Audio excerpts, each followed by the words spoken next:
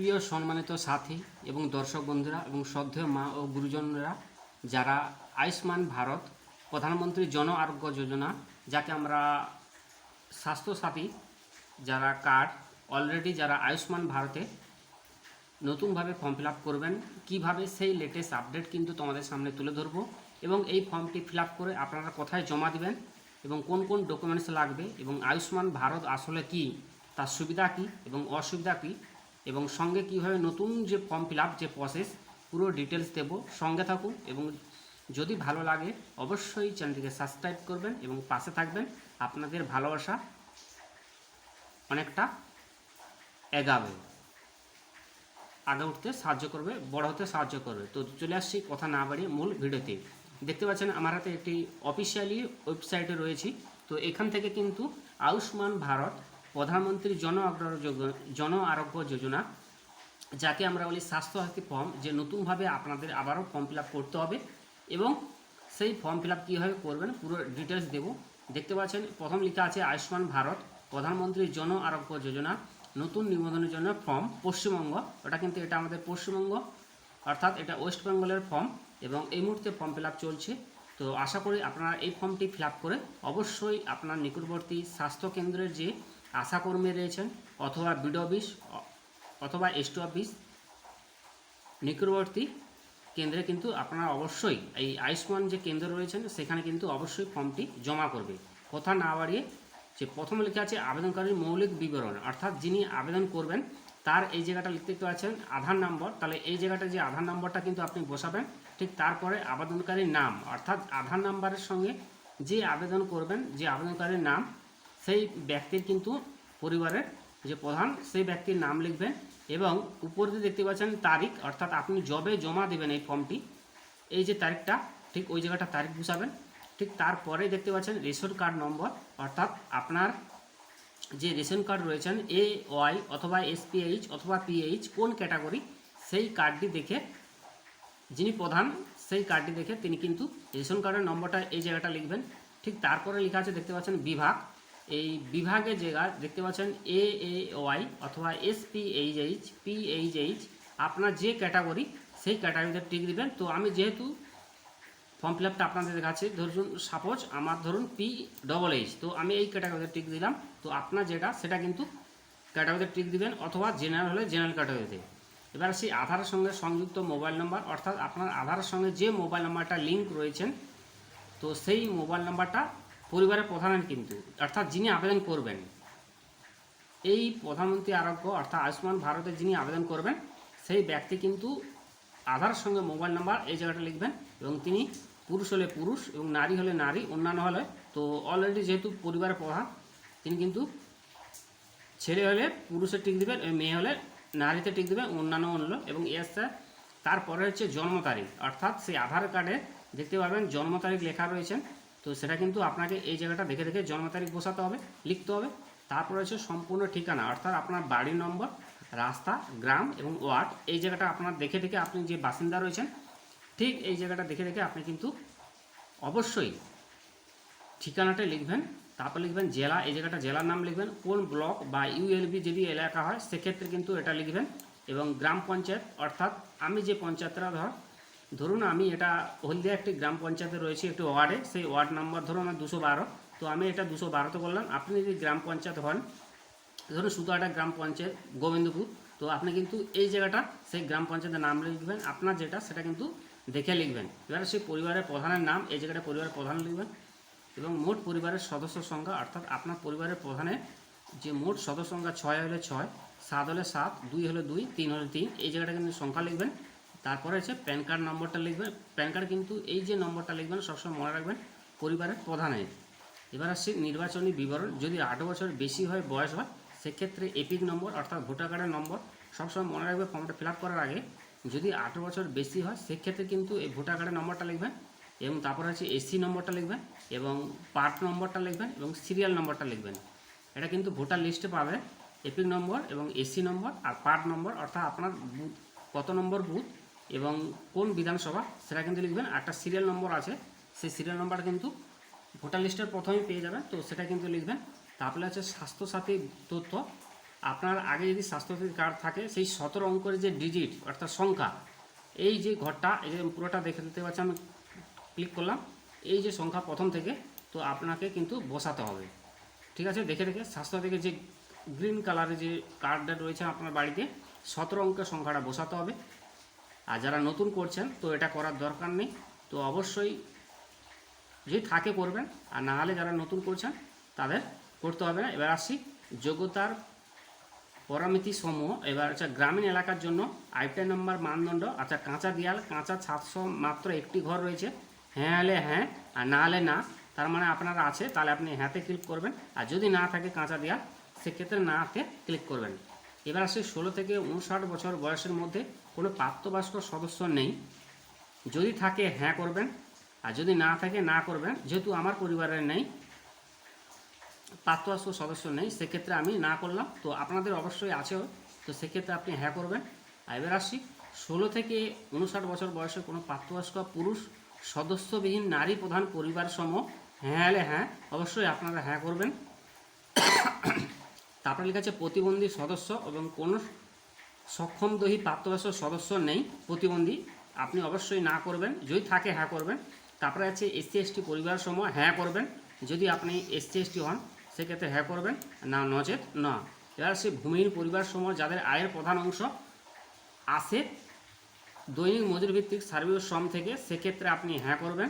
আর manual, তারপরে আছে নিঃস্ব এবং ভিক্ষার উপর নির্ভর করে জীবনযাপনকারী, অর্থাৎ আপনি যদি ভিক্ষা করেন সেক্ষেত্রে কিন্তু হ্যাঁ করবেন, না হলে না।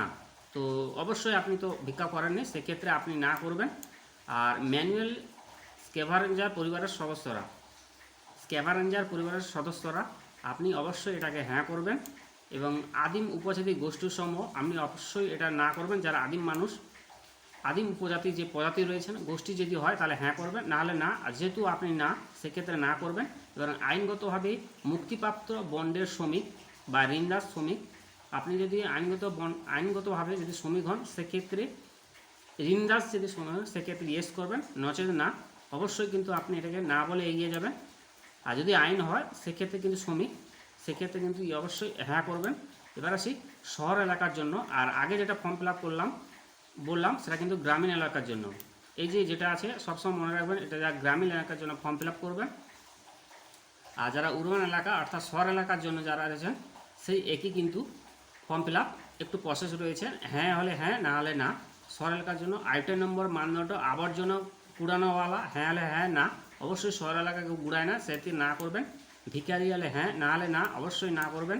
গৃহকর্মী হ্যাঁ, হ্যাঁ করবেন এটা। এবং রাস্তা ফেরিওয়ালা, মুচি, হকার, রাস্তা কাজ করার জন্য সেবা প্রদানকারী ব্যক্তি, অবশ্যই আপনাকে হ্যাঁ করতে পারে। আপনার পরিমাণগত যদি হ্যাঁ হয় হ্যাঁ, অবশ্যই না হলে না করবা। এবার আসছে নির্মাণ শ্রমিক, তবে সেক্ষেত্রে আপনি কিন্তু হ্যাঁ করবেন। এবং রাজমিস্ত্রি, শ্রমিক, ওয়েল্ডার, নিরাপত্তা কুলি, অন্যান্য মাথা বোঝার বহনকারী শ্রমিক কিনা, অবশ্যই এটা হ্যাঁ করবেন। ঝাড়ুদার, স্যানিটারি কর্মী, মালি, যারা স্যানিটারি কাজ করেন হসপিটালে অথবা ঝাড়ু ঝাঁটা বা মালি যারা রয়েছেন তারা অবশ্যই হ্যাঁ করবেন, যারা এই কাজ করে। আর যারা না, তারা কিন্তু না করবেন। তো এবার বাড়িভিত্তিক কর্মী, কারিগর, হস্তশিল্প কর্মী, দর্জি, অর্থাৎ আপনার পরিবারে যদি কেউ কুটির শিল্প, বাড়িভিত্তিক যারা কর্মী, কারিগর রয়েছেন, হস্তশিল্প কর্মী রয়েছেন, দর্জি রয়েছেন, সেক্ষেত্রে অধিকাংশ ক্ষেত্রে কিন্তু এটা হ্যাঁ করবেন। আর তারপরে হচ্ছে পরিবহন কর্মী, চালক, কন্ট্রাক্টর চালক এবং কন্ট্রাক্টরের সহকারী, ঠেলাগাড়ি টানা শ্রমিক, রিক্সাওয়ালা, আপনি যে কাজ করেন সেটা হ্যাঁ হলে হ্যাঁ, না হলে না, অবশ্যই না করবেন। ছোট প্রতিষ্ঠান, দোকান কর্মী, যারা অনেক ব্যবসায়ী রয়েছেন বা ডেলিভারি সহকারী, পরিচালক, ওয়েটার, সেক্ষেত্রে হ্যাঁ করবেন। ইলেকট্রিশিয়ান, মেকানিক এবং অ্যাসেম্বলি মেরামতি কর্মী হলে, অর্থাৎ আপনার পরিবারে কেউ যদি ইলেকট্রিশিয়ান অর্থাৎ ইলেকট্রিকের কাজ করে, কিংবা মেকানিক, টিভি মেকানিক হতে পারে, বা অ্যাসেম্বলার অথবা মেরামতি কোনো কাজ করে থাকে, অবশ্যই আপনি কিন্তু হ্যাঁ করবেন।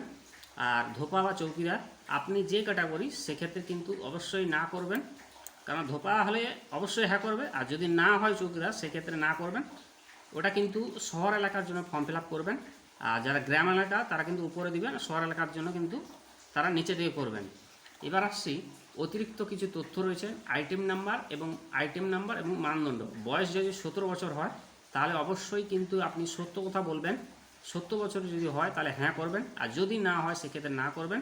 আর আপনার পরিবারের কোনো সদস্য আশা অথবা AWA অথবা AWH নন, অবশ্যই আপনি কিন্তু না করবেন, কারণ সকলকার পরিবারের কিন্তু সদস্য আসা নয়, বা AWWA এই যে ক্যাটাগরি এটা কিন্তু নয়, যেটা বললাম, ঠিক আছে। তো অবশ্যই না করবেন। তারপর পরেরটা আসি, বর্জন এবং মানদণ্ড পরীক্ষা করুন। আইটেম নাম্বার এবং মানদণ্ড, পারিবারিক আয় বছরে 8 লক্ষ টাকা, সবাইকার কিন্তু 8 লক্ষ নয়, সেক্ষেত্রে আপনি কিন্তু না করবেন। আর পরিবারের কোনো সদস্য কি আয়কর প্রদান করে, অর্থাৎ এটা কিন্তু সরকারি যারা কর্মচারী তারা কেবলমাত্র আয়কর প্রদান করে থাকে, সেক্ষেত্রে যারা সরকারি চাকরি করে তারা হ্যাঁ করবেন, আর যারা সরকারি নয় তারা না কিন্তু না করবেন, এটা এগিয়ে যাবেন। এবার আসছি SIR WBLA 2026 ভোটারের জন্য যে ASDD তালিকা পাওয়া গেছে, অর্থাৎ এই যে সমস্যাটা সে SIR ঘটনা হয়েছিল 2026 ভোটারের জন্য, যাদের ASDD তালিকা পাওয়া গেছে অবশ্যই আপনারা কিন্তু এটা না করবেন, আর যাদের নাম পাওয়া গেছে তারা কিন্তু অবশ্যই হ্যাঁ করবেন। তো যেহেতু আমার এটা, সেক্ষেত্রে আমি অবশ্যই না করে এগিয়ে যাব। আর SIR আপিল টার্মিনাল যে মুলতবি রয়েছে, অর্থাৎ নাম আপনার মুলতবি রয়েছে কিনা, সেক্ষেত্রে অবশ্যই আপনি না করবেন। আর মুলতবি CA আবার পুনরায় আপনি SIR নাম তোলার জন্য আবেদন করেছেন কিনা নতুনভাবে, সেক্ষেত্রে আপনি কিন্তু যারা করেছেন তারা কেবলমাত্র হ্যাঁ করবেন, আর যারা করেনি তারা কিন্তু না করবেন। তারা সেই অন্নপূর্ণা যোজনা উপভোক্তা তালিকা থেকে এই উপভোক্তার নাম মুছে ফেলা হয়েছে কিনা, অর্থাৎ নাম বাদ দেওয়া হয়েছে কিনা, অর্থাৎ এটা কিন্তু SRI তালিকা, কথাটা ভালো করে মনে রাখবেন। তো এই সমস্ত তথ্য কিন্তু আপনাকে মুছে ফেলা হয়েছে কিনা, অবশ্যই হ্যাঁ হ্যাঁ, না হলে না, অবশ্যই আপনি কিন্তু না করবেন, ঠিক আছে। অবশ্যই সত্য কথা বলবেন, দিয়ে এগিয়ে যাবেন। এগিয়ে যাওয়ার পর দেখতে পাচ্ছেন আবেদনকারীর ঘোষণা, এই যে দেখতে পাচ্ছেন একটি কলম রয়েছেন, আবেদনকারীর ঘোষণা ও সম্মতি। আমি এত দ্বারা ঘোষণা করেছি যে উপরোক্ত তথ্য আমার জ্ঞানের সর্বোত্তম সীমা পর্যন্ত সত্য, যেখানে প্রযোজ্য সেখানে আমি সমস্ত সমর্থনকারী নথি প্রদান করেছি। এই উপরে উল্লেখিত কোনো মানদণ্ড বাদ দেয়নি। আর আমি বুঝতে পারি যে আমার প্রদত্ত কোনো তথ্য মিথ্যা প্রমাণিত হলে আমার সামাজিক সুরক্ষার সুবিধাগুলি বন্ধ করে দেওয়া হবে। দিয়ে যে ব্যক্তি অ্যাপ্লিকেশন করেছেন সে ব্যক্তি নিচে কিন্তু ফুল সই হবে, আর যদি সই করতে না পারে তাহলে বাঁ হাতের বুড়ো আঙুলের এই জায়গাটা ছাপ হবে, ঠিক আছে, বোঝাতে পারলাম, বুড়া এই জায়গাটা ছাপ হবে। এবার আসছে আবেদনকারী একটি রিসিপ্ট দেবে এই ফর্মটা কেটে, এই জায়গায় একটা আধার নাম্বার হবে, আর এই যেটা আবেদনকারীর নাম হবে এবং রেশন কার্ড হবে। আর তিনি পুরুষ হলে পুরুষ, এটা কিন্তু যিনি সংশ্লিষ্ট যিনি আধিকারিক রয়েছেন তিনি কিন্তু এটা ফিল আপ করবেন। তো সেই ফিল আপটা করার পর আপনি পুরুষ হলে পুরুষের টিক করবেন, সেই ব্যক্তি করেই দেবে আপনাকে, এবং জন্ম তারিখ বসে আপনার কিন্তু এই রিসিপ্টটা JKS নাম এবং স্বাক্ষর যিনি রয়েছেন দায়িত্বে তিনি কিন্তু সই করে আপনাকে দিয়ে দেবে। তো এই হচ্ছে প্রসেস। এবং সেই সঙ্গে একটু বলি, ঠিক নিচে থেকে দেখতে পারবেন FLWB। তো এই FLWB যে নাম সুপারিশকৃত করেছে কিনা বা সুপারিশকৃত নয়, এবং পদ এবং স্বাক্ষর এবং অনুসন্ধানের তারিখ এটা কিন্তু তারা পূরণ করবেন। দেখতে পাচ্ছেন শুধুমাত্র সরকারি ব্যবহারের জন্য যাচাইকরণ কর্মকর্তার জন্য আবেদনকারীর নাম তিনি যে যোগ্য হন সেই ব্যক্তি কিন্তু তারা করবে, যোগ্য হলে যোগ্যতা তারা করবে এবং অযোগ্য হলে অযোগ্য করবে, কিন্তু সেটা ভেরিফিকেশনের সময়।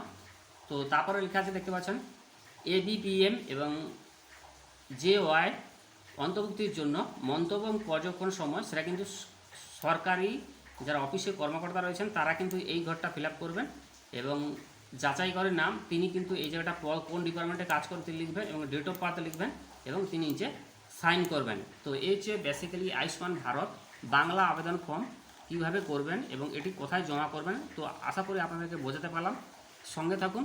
আর সেই সঙ্গে বলছি যে এই যে ফর্মটা রয়েছেন সকলকে কিন্তু যারা নতুন রয়েছেন তারাও ফিল আপ করবেন, এবং যারা পুরনো রয়েছেন তারাও কিন্তু তাদের সমস্ত ডকুমেন্টস কিন্তু দিতে হবে। এবার আসি এই আয়ুষ্মান ভারত যে কি আসলে একটু বলে দিই, কারা এটা পরিচালনা করে। যে আয়ুষ্মান ভারত যোজনা এটা কিন্তু ন্যাশনাল হেলথ অথরিটি এটা কিন্তু পরিচালনা করে, এবং প্রকল্পের নাম যেটা আমরা বলি যে প্রধানমন্ত্রী জন আরোগ্য যোজনা, যাকে আমরা আয়ুষ্মান ভারত বলি, এবং পরবর্তী পর্যায়ে সেই সরকারের থাকাকালীন এটা কিন্তু স্বাস্থ্যসাথী কার্ড নামে পরিচিত ছিল। এটা কিন্তু পশ্চিমবঙ্গ সরকার বিভিন্ন রাজ্যের কার্যকর এরা কিন্তু পরিচালনা করে থাকে। এবার সেই ঘোষণা, এবং পশ্চিমবঙ্গ আনুষ্ঠানিকভাবে 8ই জুন 2026 তারিখে আয়ুষ্মান ভারত প্রধানমন্ত্রী জন আরোগ্য যোজনা PMJY যোগ্যদের ঘোষণা করে। এবার আসছি আয়ুষ্মান ভারতের যোজনার সুবিধা কী। তো বছরে পরিবার পিছু 5 লক্ষ টাকা পর্যন্ত স্বাস্থ্যবীমা কভার করা পাওয়া যাবে, এবং সরকারি অনুমোদিত বেসরকারি হাসপাতালে ক্যাশলেস চিকিৎসার সুবিধা পাওয়া যাবে, এবং হাসপাতালে ভর্তি এবং অপারেশনের ওষুধ পরীক্ষার খরচ এবং অন্তর্ভুক্ত এবং দেশের বিভিন্ন রাজ্যের সুবিধা গ্রহণের সুযোগ কিন্তু পাবে। ঠিক আছে, এবার আসছি আয়ুষ্মান ভারত প্রয়োজনীয় ডকুমেন্টস কী লাগবে। যে ব্যক্তি অ্যাপ্লিকেশন করবেন প্রথমে তার রেশন কার্ড নম্বর, দেখতে পাচ্ছেন ration card number, Aadhaar card number, voter card number এবং স্বাস্থ্যসাথী কার্ড নম্বর, এবং যদি না থাকে যারা নতুন করবেন তাদের স্বাস্থ্যসাথী কার্ড লাগবে না, আর যারা পুরনো রয়েছেন তাদের কিন্তু স্বাস্থ্যসাথী কার্ড লাগবে এবং আধার সংযুক্ত মোবাইল নম্বর। এবার আসছি এই ফর্মটি কোথায় ফিল আপ করে কোথায় জমা দেবেন এবং নিচের ডকুমেন্টসগুলি স্বস্বাক্ষরিত সেলফ অ্যাটেস্টেড ফটোকপির সঙ্গে সংযুক্ত করবেন এবং সংশ্লিষ্ট বিডিও, এসডিও এবং কেএমসি অফিসে সরকারি নির্ধারিত কেন্দ্রে যে রয়েছেন আপনার খোঁজ নেবেন, সেই নির্দিষ্ট আপনার এলাকায় সেই এলাকায় কিন্তু ফর্মটি জমা দেবে। এছাড়া আপনার যারা গ্রামীণ এলাকা রয়েছেন আপনার কিন্তু আশাকর্মী যে রয়েছেন হেলথ স্বাস্থ্য ডিপার্টমেন্টে তারা কিন্তু বাড়ি বাড়ি গিয়ে ফর্মটি ফিল আপ করছেন, আপনাদের কাছ থেকে তথ্য নিচ্ছেন। আশা করি আপনারা তাকে সাহায্য করবেন এবং ফর্মটি ফিল আপ করতে সমস্ত ডকুমেন্টস দিবেন, যারা নতুন রয়েছেন পুরনো রয়েছেন। তো এইভাবে করলে আপনারা কিন্তু আপনারা আয়ুষ্মান ভারত প্রধানমন্ত্রী যে জন আরোগ্য যোজনা নতুন যে নিবন্ধনের জন্য যে ফর্ম পশ্চিমবঙ্গ সরকারের আপনারা কিন্তু 5 লক্ষ টাকা পুরো ফেসিলিটি পেয়ে যাবে। আশা করি আপনাদেরকে বোঝাতে পারলাম। থ্যাংক ইউ সো মাচ এতক্ষণ ভিডিওটি দেখার জন্য। পাশে থাকবেন, চ্যানেলটিকে সাবস্ক্রাইব করুন। ধন্যবাদ আপনাদেরকে শুভ এবং মা বোনেরা গুরুজনকে শ্রদ্ধের সঙ্গে আজকে থেকে আপনাদের থেকে বিদায় নিচ্ছি। থ্যাংক ইউ সো মাচ, ভালো থাকবেন এবং নিজের শরীরে যত্ন নেবেন। ধন্যবাদ।